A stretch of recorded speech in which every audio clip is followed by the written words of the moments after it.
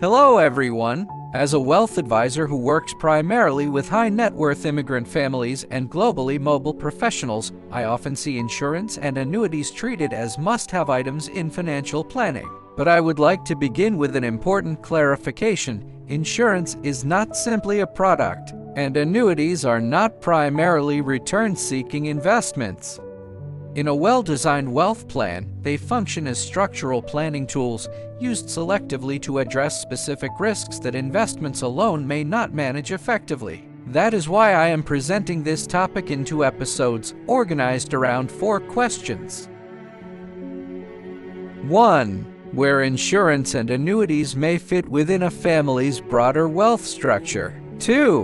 What types of planning challenges are commonly used to address? 3. How certain commonly used tools function within a system. 4. And equally important, when insurance and annuities may not be appropriate.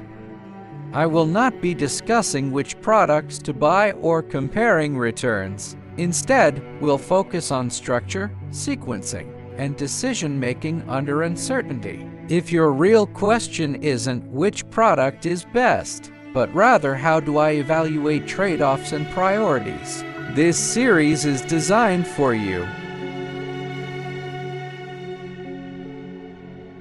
Before we begin, consider this question. If any of the following were to occur over the next 10 years, would your financial resources be available at the right time and in the right way? A prolonged market downturn, a temporary or long-term interruption of earned income, a significantly longer life expectancy than originally planned.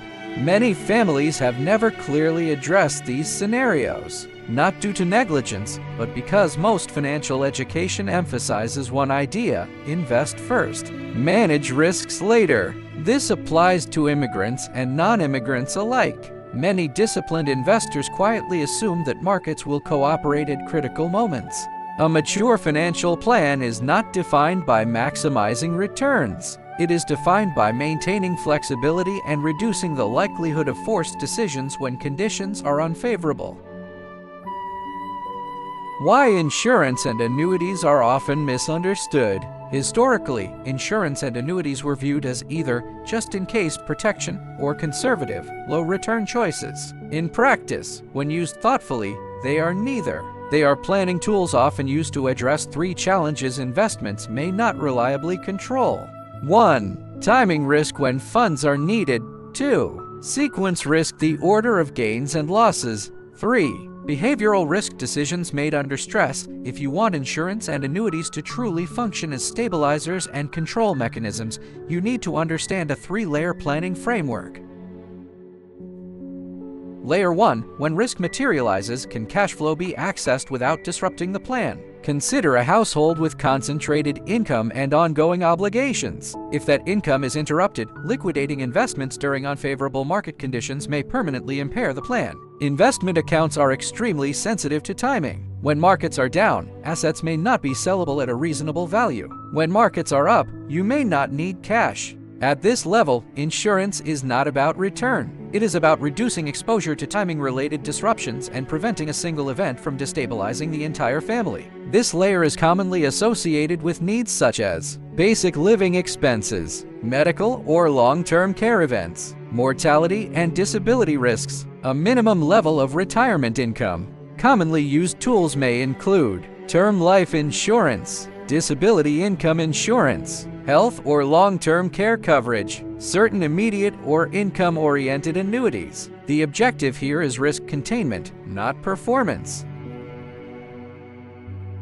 Layer 2. Managing tax, longevity, and timing constraints. Taxes and distribution rules evolve over decades, not years. Families often face cumulative challenges related to changing tax rates, required minimum distributions rules, longevity uncertainty. This layer is not designed to maximize returns. It is designed to preserve optionality for managing tax rate changes, longevity risk, withdrawal sequencing, and the timing of cash flows. Tools sometimes used in this layer include certain forms of permanent life insurance, annuities with income features, and qualified longevity annuity contracts. Each comes with costs, trade-offs, and long-term commitments and must be evaluated carefully.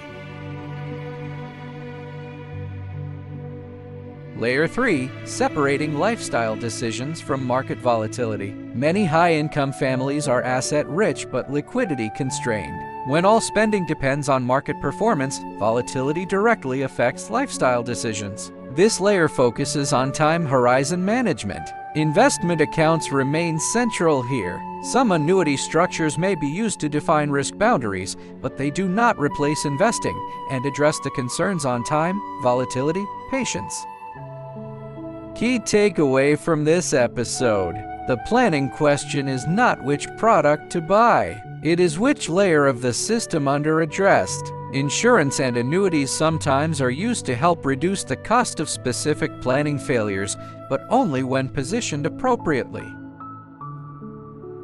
In the next episode, I will walk through 3 commonly discussed tools as examples, explaining what they are designed to address that traditional investing does not, what limitations and the potential downsides if they are not structured properly, how insurance and annuities should work with other parts of a broader wealth system. If today's discussion resonated with you, or if you had any questions that you would like to help with, you're welcome to reach out for further discussion and guidance. Thank you for your attention. I will see you in the next episode.